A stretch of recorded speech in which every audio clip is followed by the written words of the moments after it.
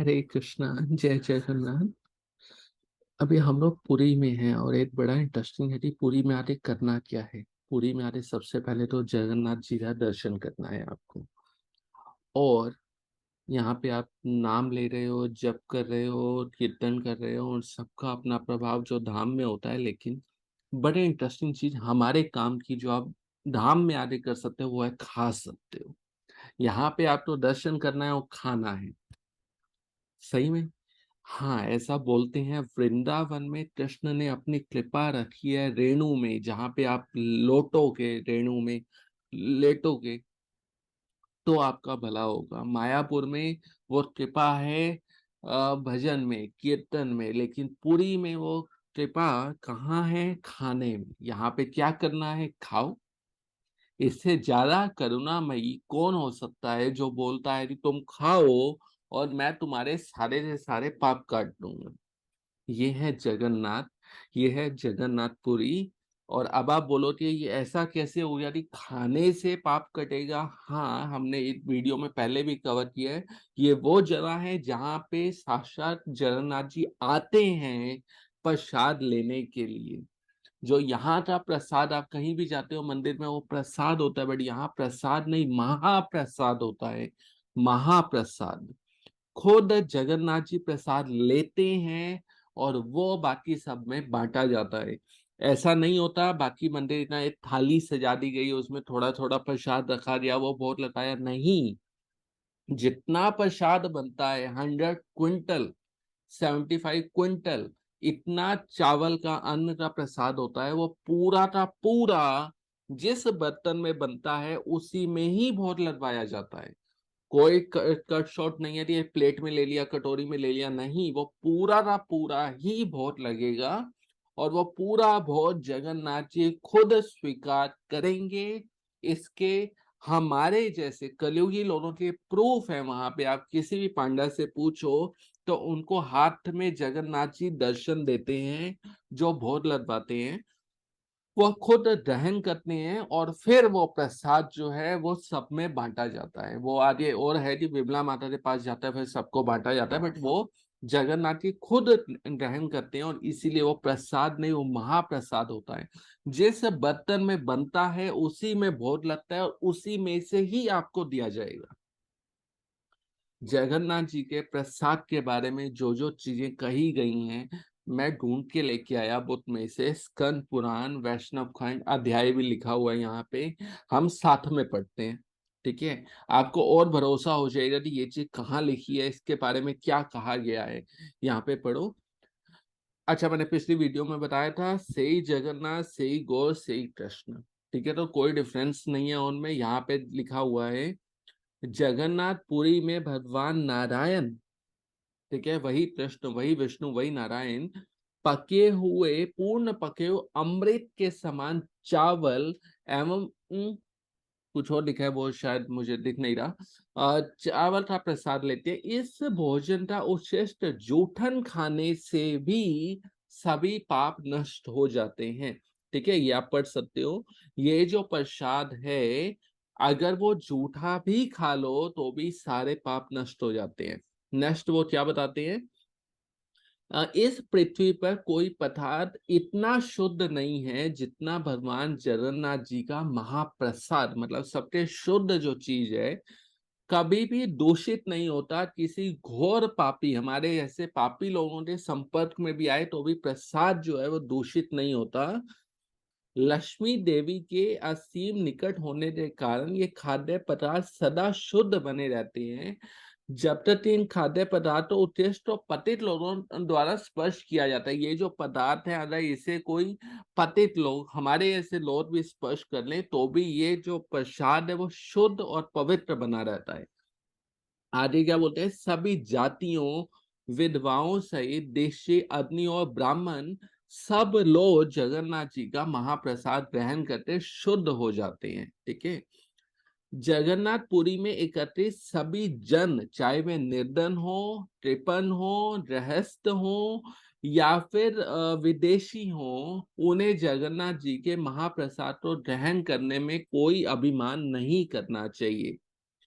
आगे अगली लाइन हमारे जैसों के लिए भक्ति भाव से, जिनमें भक्ति भाव है सही है, नहीं तो लालच से कि यार बड़ा टेस्टी है वो खा लेते हैं, आनंद से कि यार बड़ा मजा आया था वो खा लेते हैं, या फिर भूख लगी है कि कुछ नहीं मिल रहा, चले यार मंदिर चलते प्रसाद ही खा लेते हैं, केवल भूख मिटाने के लिए भी इनमें से किसी भी भाव से अगर महाप्रसाद ग्रहण किया जाए तो सभी पापों से शुद्धि हो जाती है।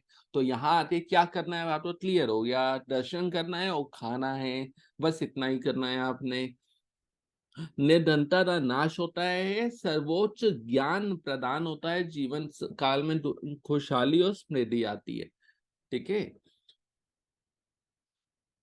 यहाँ पे आगे पढ़ते हैं।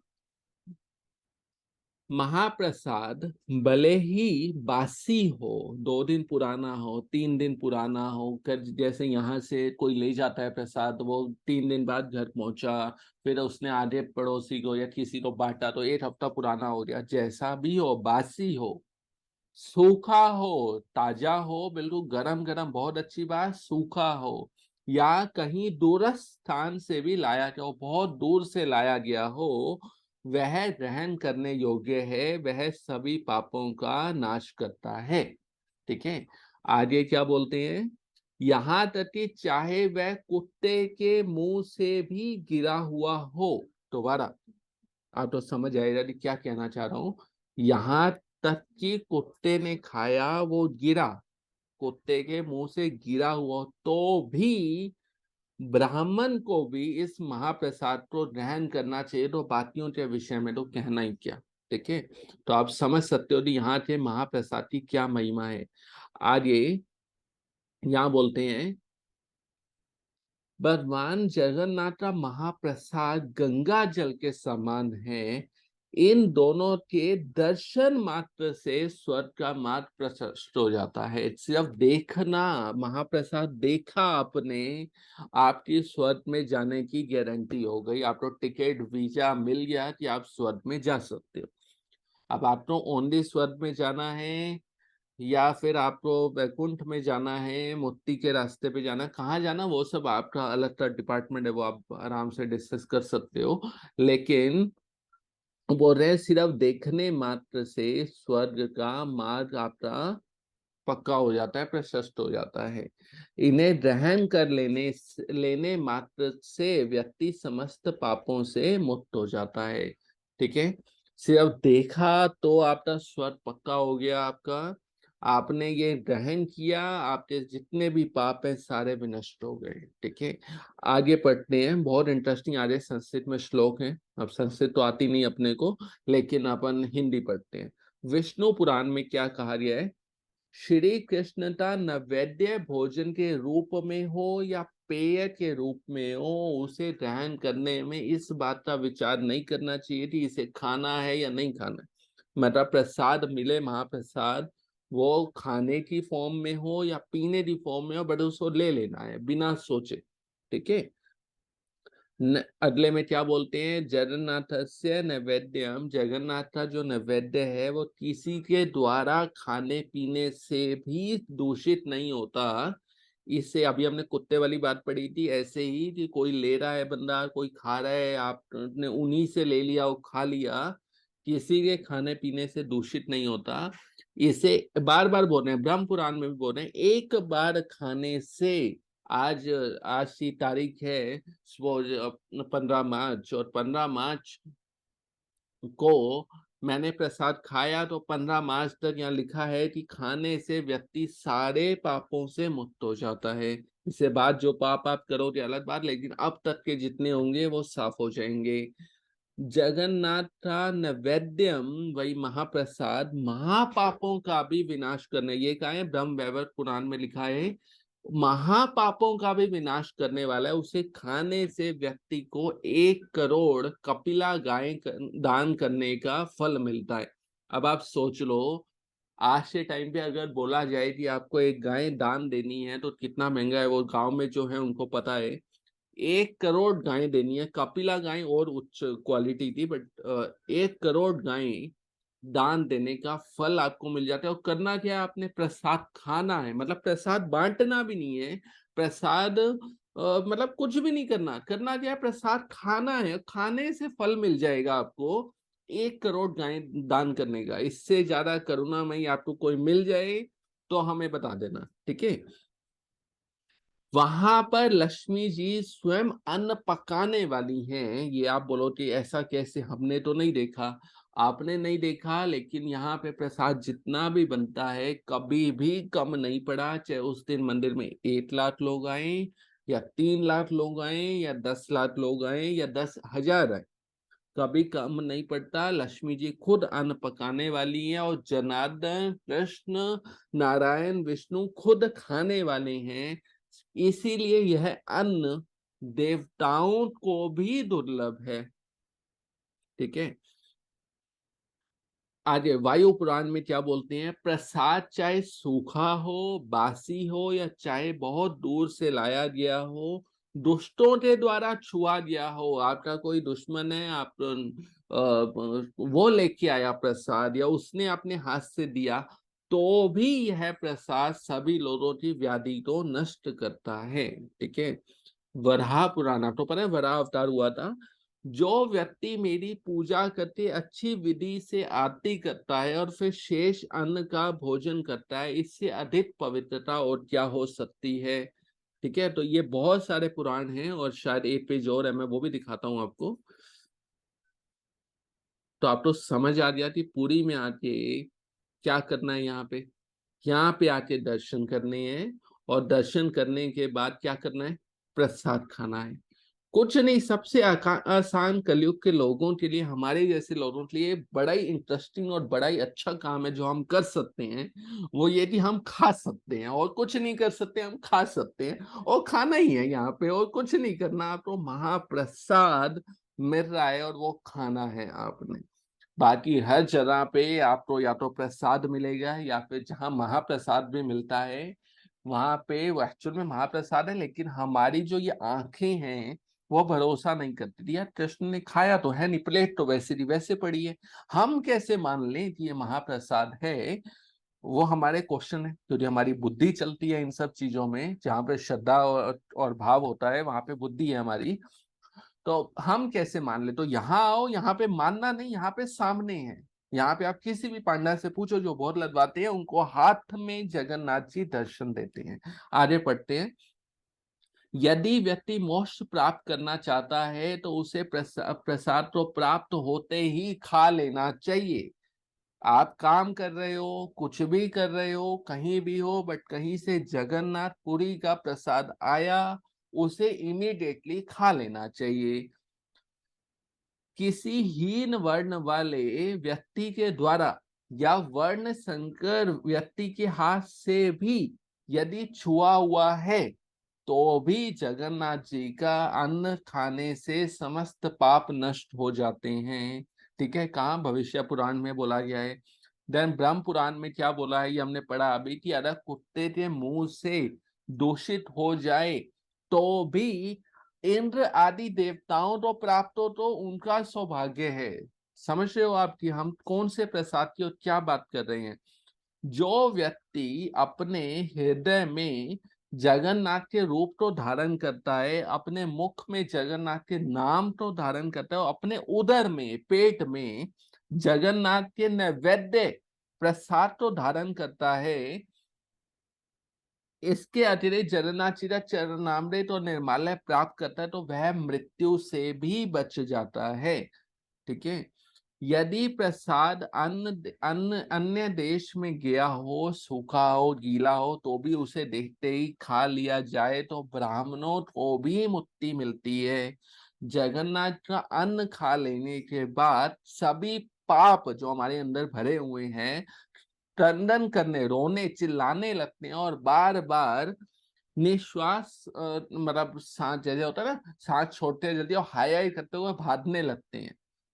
जगन्नाथ का अन्न यदि कुछ भी खा लिया जाए तो दुर्लभ मुक्ति, हमने अभी पिछली वीडियो में शायद आपने देखा था, सायुज्य मुक्ति, दुर्लभ मुक्ति प्राप्त होती है। पतितों के द्वारा यदि स्पर्श किया गया हो तो भी उस अन्न को खाने में कोई दोष नहीं है।